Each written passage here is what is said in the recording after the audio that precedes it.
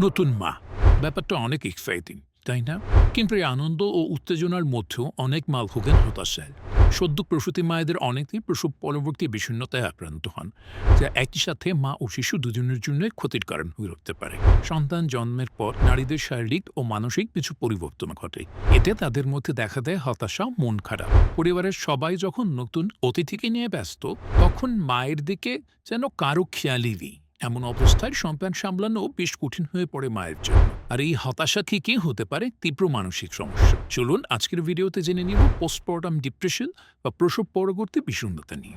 শুরুতেই বলছি প্রসব পরবর্তী বিষণ্ণতার কিছু লক্ষণ। অস্থির লাগা বা মেজাজ খারাপ হয়ে থাকা, কোনো কারণ ছাড়াই মন খারাপ বা কান্না আসা, অতিরিক্ত ঘুম হওয়া অথবা প্রচণ্ড ক্লান্ত লাগলেও ঘুম না আসা, খুব কম খাওয়া বা অতিরিক্ত খাওয়া, সবকিছু অতিরিক্ত মনে হওয়া এবং হতাশা লাগা, নিজেকে অসহায় অনুভব করা, মনোনিবেশ করতে বা সহজ সিদ্ধান্ত নিতে না পারা, যে জিনিসগুলো একসময় উপভোগ করতেন তাতে আগ্রহ না থাকা, কাজে শক্তি বা অনুপ্রেরণা না পাওয়া, শিশুকে বা নিজেকে আঘাত করার কথা চিন্তা করা, সন্তানের প্রতি আগ্রহ কাজ না করা, তার থেকে দূরে থাকা, অর্থাৎ এমন মনে হওয়া যে সন্তান নিজের নয়, অন্য কারো, পরিবার এবং বন্ধুদের থেকে বিচ্ছিন্ন হয়ে যাওয়া বা পালাতে যাওয়া। এই লক্ষণগুলো প্রসবের পরপরই দেখা দিতে পারে, আবার কখনো কখনো কয়েক মাস পরেও দেখা দিতে পারে।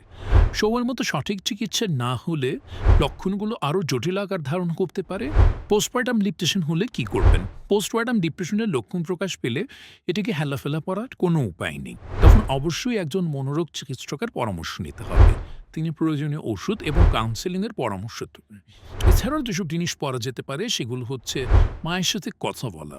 মায়ের সাথে কথা বলতে হবে যেন মা অনুভূতিগুলোকে নিজের মধ্যে না রেখে বিশ্বস্ত কারোর সাথে ভাগাভাগি করে নিতে পারে। এতে করে মায়ের মনে হবে অন্যরা তার বিষয়গুলো শুনতে ইচ্ছুক এবং মা একা নন। মাকে একা থাকতে দেয়া যাবে না।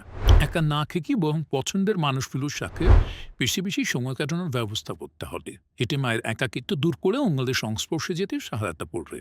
মা বিভিন্ন ধরনের গ্রুপেও যুক্ত হতে পারেন। একটি গ্রুপে থাকলে অন্যান্য বিষয়গুলোতে ফোকাস করতে হয়, ফলে নিজের মানসিক চাপ এমনিতেই কিছুটা হালকা হয়ে যায়। জোর করে কাজে অন্তর্ভুক্ত না করা। মা যদি কাজ বা চাকরির জন্য নিজেকে প্রস্তুত মনে না করেন, তবে কখনোই তাকে জোর করা যাবে না। মনে রাখতেন, এই বিষয়টা মা এবং শিশুর জন্য গুরুত্বপূর্ণ। তাই প্রয়োজনে আরও কিছু দিনের জন্য মাকে কাছ থেকে দূরে রাখার চেষ্টা করুন। মায়ের উপযুক্ত বিশ্রামের ব্যবস্থা করা।